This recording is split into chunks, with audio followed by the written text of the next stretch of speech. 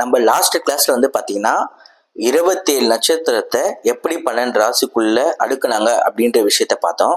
அதுல சில பேருக்கு டவுட்ஸ் இருக்கும். ஏன்னா எந்தெந்த நட்சத்திரம் எந்தெந்த ராசிக்குள்ள வருது அப்படின்னு தெரியாத இருக்கும். சரி, அதுதான் இப்போ டீட்டெயிலாக நம்ம இந்த பதிவில் சொல்லிடலாம் அப்படின்ற மாதிரி இருக்கும்.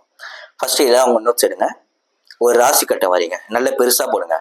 ஒரு பேஜுக்கு ஒரு நோட்டை வந்து இப்படிதான் திருப்பிக்கோங்க. திருப்பி அந்த ஒரு பேஜ் ஃபுல்லாகவே ராசி கட்டை போடுங்க. போட்டு முடிச்சுட்டு அஸ்வினி நட்சத்திரம், அதாவது மேஷ ராசியில என்ன நட்சத்திரம்னு சொல்றாங்க.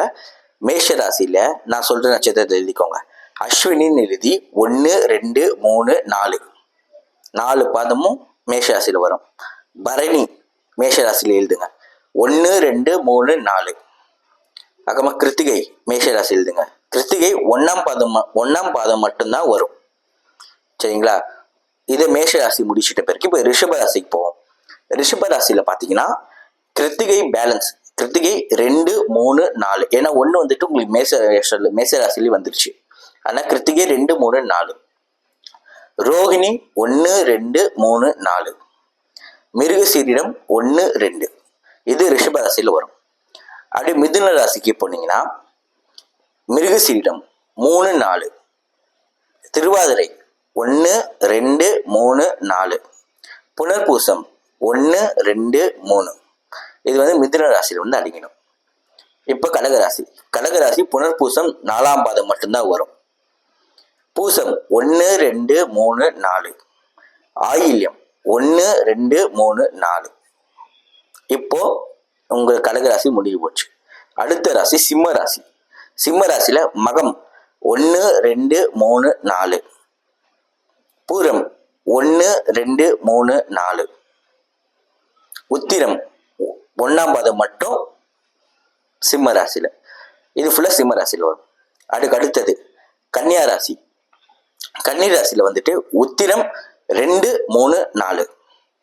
அஸ்தம் 1 2 3 4. சித்திரை 1 2. இதோட கன்னி ராசி முடியுது. அடுத்த ராசி துலாம். சித்திரை 3 4. சுவாதி 1 2 3 4. விஷாகம் 1 2 3. இதோட உங்களுக்கு விருச்சிக ராசி முடியுது. இதோட உங்களுக்கு துலா ராசி முடியுது. இதுக்கு அடுத்தது விருச்சிக ராசி. விருச்சிக ராசி விஷாகம் 4. அனுஷம் 1 2 3 4. கேட்டை 1 2 3 4. இதோட உங்களுக்கு விருச்சிக ராசி முடியுது. அடுத்த ராசி தனுஷ் ராசி. மூலம் 1 2 3 4. பூராடம் 1 2 3 4. உத்திராடம் 1ஆம் பாதம் மட்டும். இதோட உங்களுக்கு தனுஷ் ராசி முடியுது. அடுத்த ராசிக்கு போங்க, மகர ராசி. மகர ராசியில உத்திராடம் 2 3 4. திருவோணம் 1 2 3 4. அவிட்டம் 1 2. இதோட பார்த்தீங்கன்னா உங்களுக்கு மகர ராசி முடியுது. அடுத்தது கும்பராசி. அவிட்டம் 3 4. சதயம் 1 2 3 4. புரட்டாதி 1 2 3. இதோட உங்களுக்கு கும்பராசி முடியுது. அடுத்து நம்ம கடைசி ராசி மீன ராசி.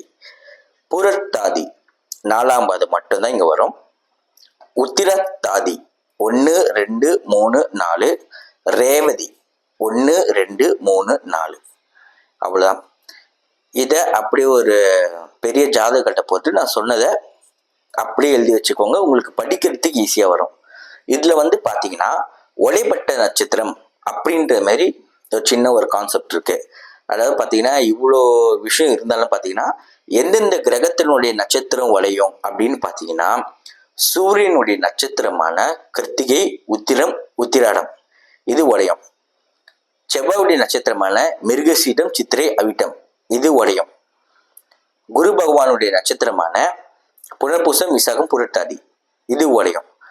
இந்த 3 கிரகத்தினுடைய 9 நட்சத்திரம் மட்டும்தான் உடையுமே தவிர மற்ற எந்த கிரகத்தோட நட்சத்திரமும் உடையாது. இந்த கான்செப்ட் எழுதி வச்சுக்கிட்டீங்கன்னா உங்களுக்கு படிக்கிறதுக்கும் ஞாபகம் வச்சுக்கிறதுக்கும் உங்களுக்கு ரொம்ப ஈஸியா இருக்கும். இந்த கண்டென்ட் உங்களுக்கு பிடிச்சிருக்கு, புதுசாக கத்துக்கிறீங்க அப்படின்னா மறக்காம நம்ம சேனலை சப்ஸ்கிரைப் பண்ணிக்கோங்க. பெல் ஐக்கானை கிளிக் பண்ணிக்கோங்க. அப்போதான் நம்ம போடுற கண்டென்ட் உங்களுக்கு உடனுக்குடன் வரும். Thank you so much.